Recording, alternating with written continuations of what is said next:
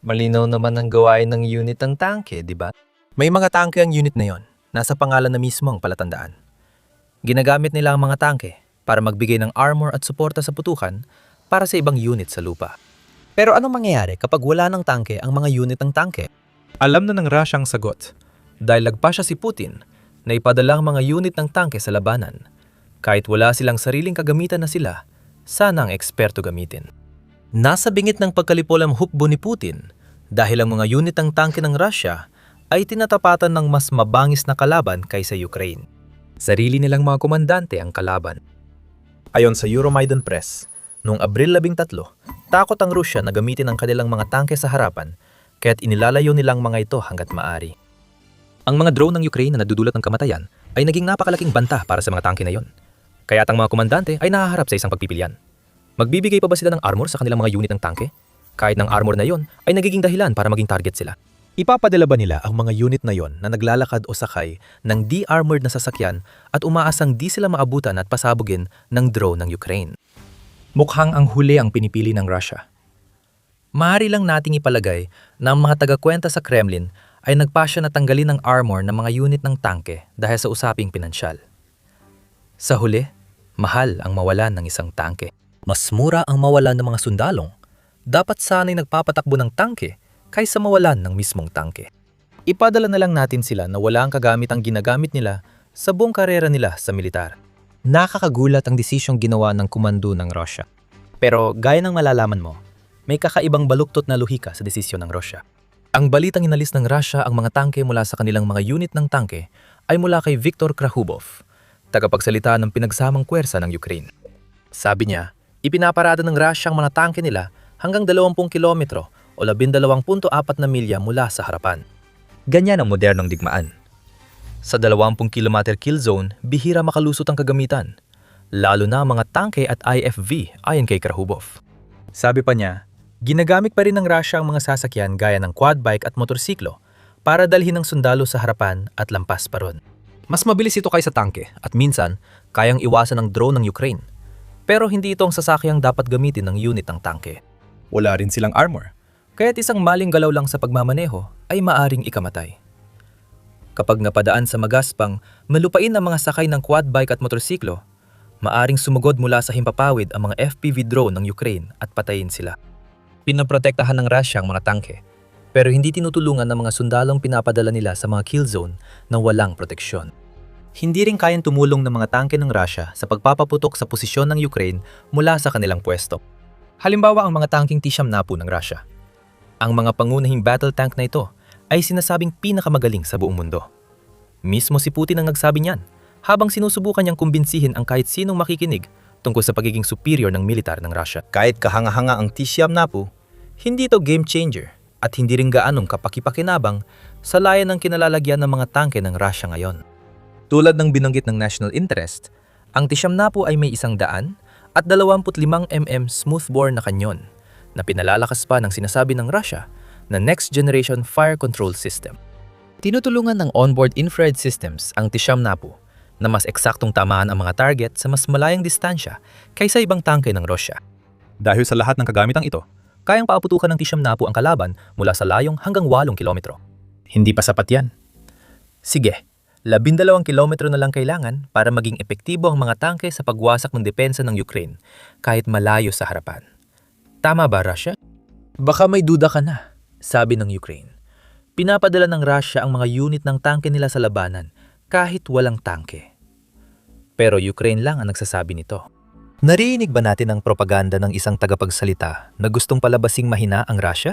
Hindi lang si Krahubov ang nagsabi ng problema ng Russia sa mga tangke, kaya alam natin ito. Maraming sundalong Ruso ang may saloobin tungkol sa lagay ng kanilang tangke. Karamihan ay kapareho ng iniulat ng Ukraine. Noong Abril 14, nagbahagi ang Telegram channel ni Voenka Kuchinok ng isang kawili-wiling liham mula sa sundalong Ruso.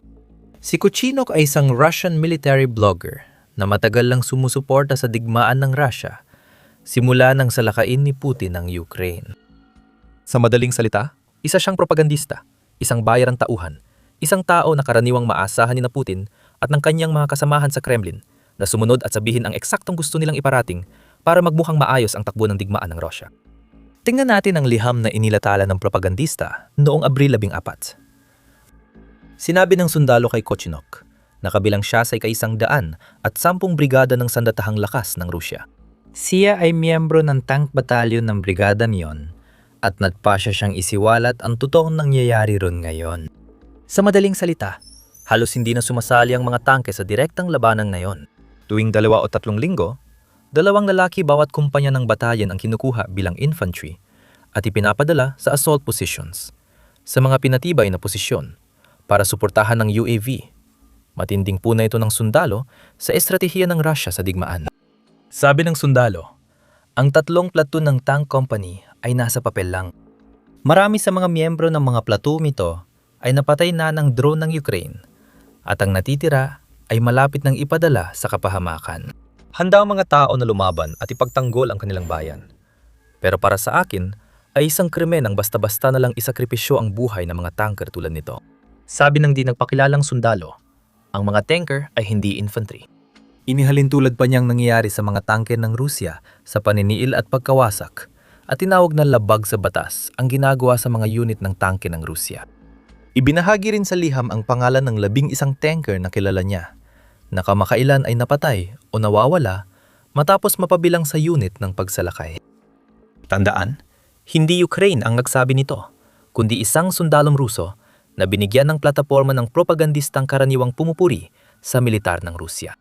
Para kay Putin, ang ganitong pagtataksil ang natutulak sa kanya na patahimikin ang mga Rusong maglalakas loob magsalita, habang ang mga kasamahan niya ay naghahanap ng pinakamalapit na bintana para ihulog si Kochinok.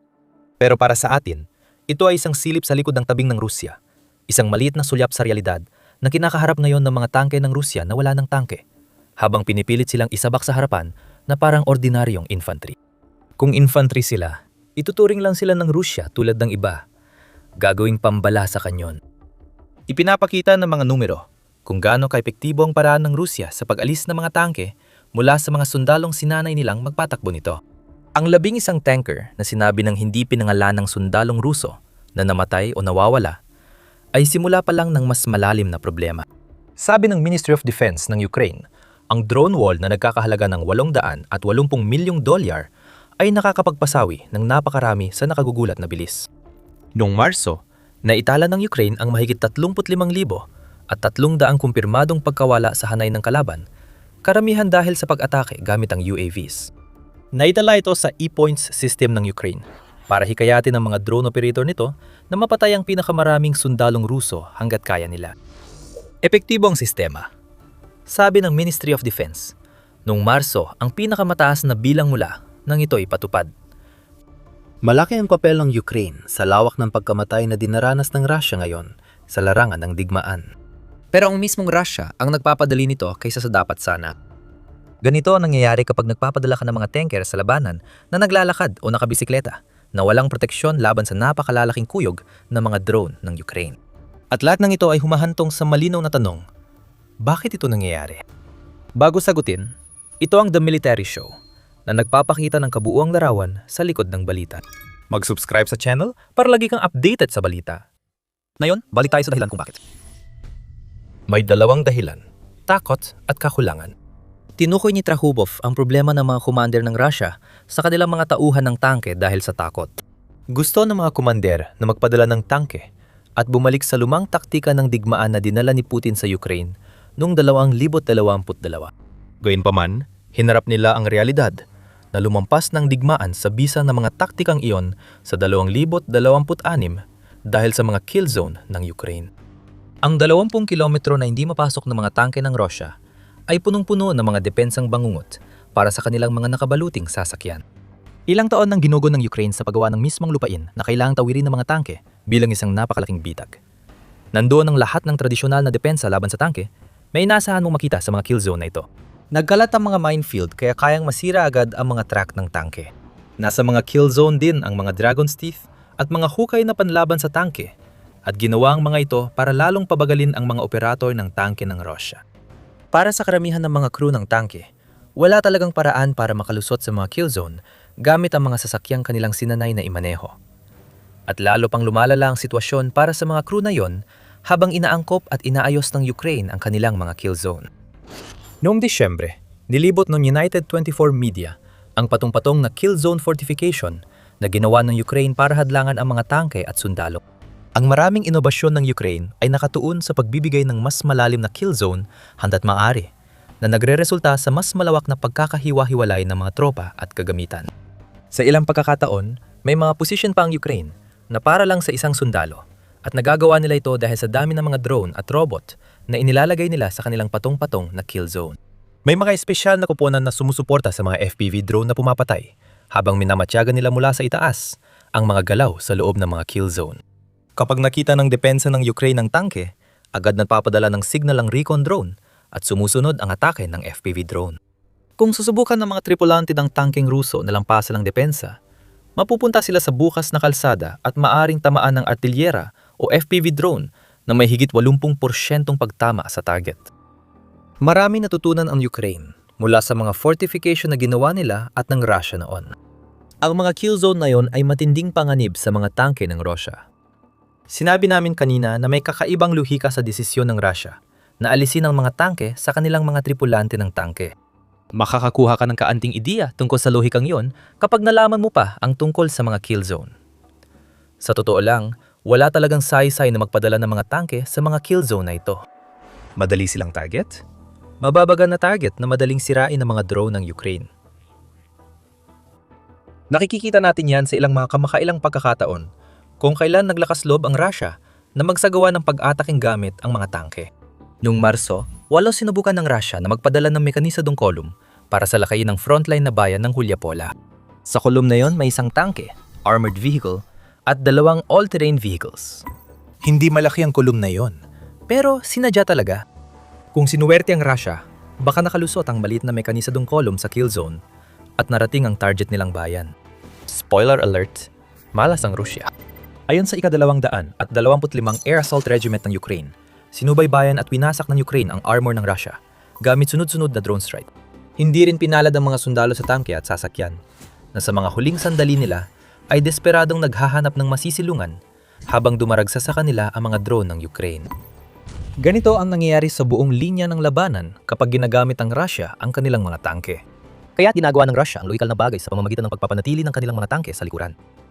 Pero isipin mo na ang susunod na lohikal na hakbang ay maghanap ng paraan para malabanan ang mga kill zone ng Ukraine. Kung tutuusin, maisip mo na ang pagpapadala ng mga sundalong dati ay nagmamaneho ng mga tangke ng Russia papunta sa mga zone na yon ay ang huling bagay na gagawin ng Russia.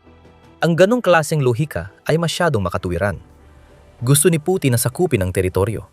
At ang tanging paraan para magawa yon ay madala ang mga sundalo sa teritoryon iyon. Kaya hindi na isinasabak ang mga tangke, pero tuloy pa rin ang pagsulong ng mga sundalo. Napupunta ang mga sundalong yon sa isang sitwasyong hindi nila kayang mapanalo. Karamihan sa kanila ay namamatay bago pa man sila makalapit sa unahan. Bihira mapabuti ang kalagayan ng mga tropang nakalampas sa kill zone at nakapasok sa likod ng linya ng Ukraine. Luma na at hindi akma sa digmaan sa Ukraine ang paniniwala ni Putin na maaring angkinin ng Russia ang anumang teritoryong matapakan ng sundalong Ruso. Patunay dito ang mga kill zone. Maraming sundalong Ruso ang pumasok doon at nagtayo ng mahihinang depensa. Hinahabol at namamatay pa rin sila. Ganyan din ang nangyayari sa sumisingit sa likod ng linya ng Ukraine. Naghihintay ng backup na namamatay sa mga kill zone. Naubos ang supply, natutukoy ng Ukraine ang mga posisyon nila at namamatay rin sila.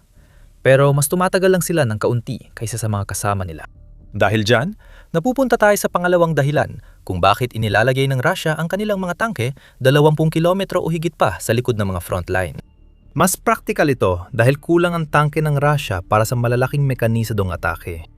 Ayon sa kagawaran ng pananalapi ng Ukraine, sa mahigit 4 na taon ng labanan, umabot na sa 11,866 ang nawalang tangke ng Russia hanggang Abril 16. Kahit sa mga nawalang tangke na nakumpirma sa larawan at video, lampas 4,000 na ito. Mas marami pa kaysa kabuwang bilang ng tangke ng karamihan sa mga bansa na ayon sa 1945. Ang US ay may kabuang 4,666 na tangke lamang ayon sa ulat ng Global Firepower at inilalagay nito ang US sa ika-4 na pwesto sa buong mundo. Lahat ng mga bansang nasa ibaba ng US ay may wala pang 4,000 tangke. Ang punto na gusto naming iparating gamit ang mga numerong ito ay hindi lang basta malaki ang pagkawala ng mga tangke ng Russia, kundi ito ay talagang pambihira at record-breaking. Wala pang digmaan sa makabagong panahon ang nawala ng ganito karaming armor. At ngayon ay nararamdaman na ng Rusya ang epekto ng mga pagkawala na ito habang nauubos na nila ang huling natitirang reserba ng kanilang mga tangke. Sinusubukan ng Russia na gumawa pa ng mas maraming tangke. Gusto nilang ipadala ang kanilang mga tauhan ng tangke para sa lakayin ng Ukraine gamit ang mga tangkeng sinanay silang gamitin. Hindi kayang sabayan ng pagmamanupaktura ng bansa ang dami ng mga tangkeng nawala na sa panig ng Russia.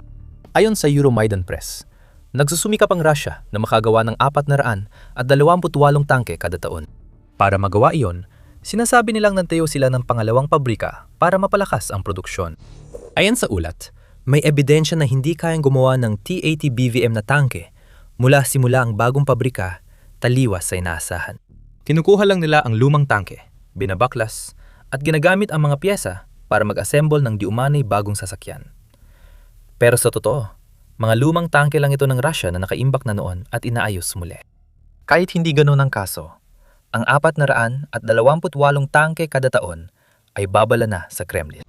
Kapag tiningnan mo ang mga bilang ng Ukraine o ang mga kumpirmadong pagkawala, malinaw na hindi kayang makagawa ng Russia ng sapat na dami ng tangke para mapalitan ang mga nawala nila sa Ukraine.